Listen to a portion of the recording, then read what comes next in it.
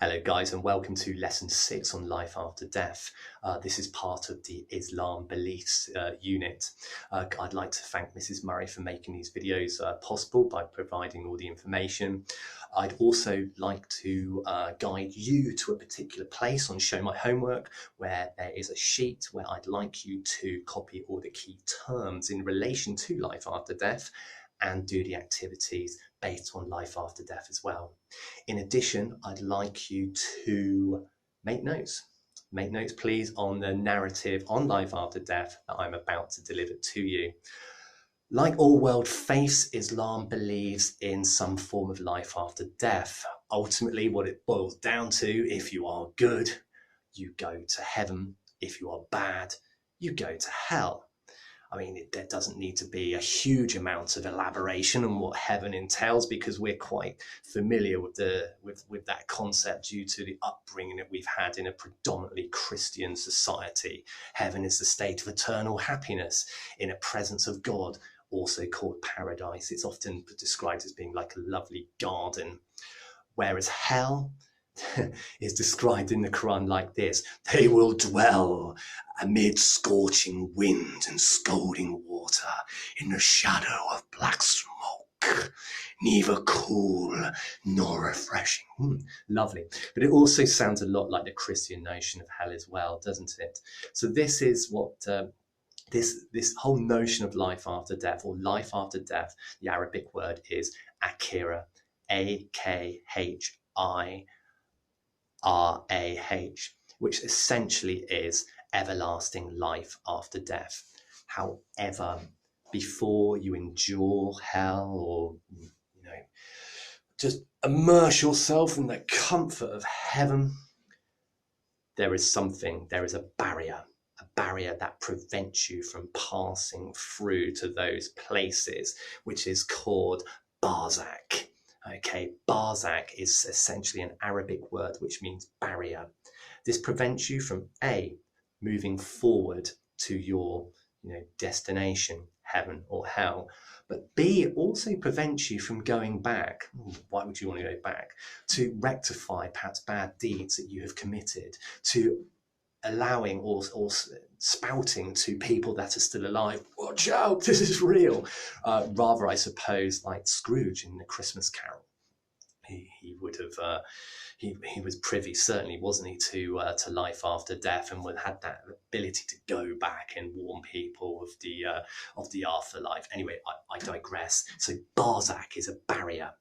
Muslims are slightly divided on whether you lie waiting for Judgment Day, or whether you go straight to these particular places. But what they are absolutely clear on is that there is a very narrow pathway that you are led across to paradise. The pathway separates the fiery pits of hell, and you are guided across very carefully those people that have been elected to go to heaven. Those, of course, that are on their way to hell will simply, I presume, be dumped into hell. It is worth saying as well that going back to our work on angels, that Israfil blows a trumpet to mark the day of judgment, and he will blow the trumpet again to when all of the when the process of judging the dead has been done. So the importance of life after death for Muslims today, well, A, it gives Muslims hope. It gives them some hope that there is an afterlife, and therefore will have massive implications of how they conduct their lives. They might perhaps become better moral agents than perhaps they otherwise might have if they are aware that there is a life after death. It may be comforting for them when perhaps they have lost a loved one, that their loved one, because they've been a good individual, perhaps have gone to a better place. So, and it certainly makes that there is some kind of accountability for good or poor behaviour. If, for example, there doesn't seem to be any justice for good or bad behaviour in this life, there will be in life after death, or in other words, akhirah. So a few words there really to kind of really just to make sure that you're aware of. The first one is akira. So that essentially is the Arabic word for life after death. The second is barzakh, which is the barrier that prevents us from moving forward until we are ready to be judged, which is, of course, occurs on Judgment Day, and prevents us from going back.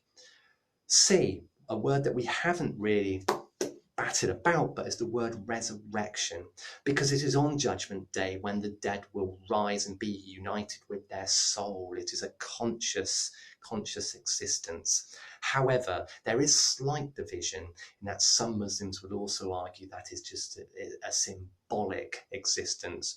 Rather, we will be in a state, not a physical state, but a state of hell if we have, if we deserve to be punished, or a state of paradise, very much just nothing more than a mental state as opposed to a physical existence post-mortem in heaven or hell. Okay, as I say, guys, could you please make sure that all key terms are copied, activities are done, and you are making notes on this narrative. Good luck.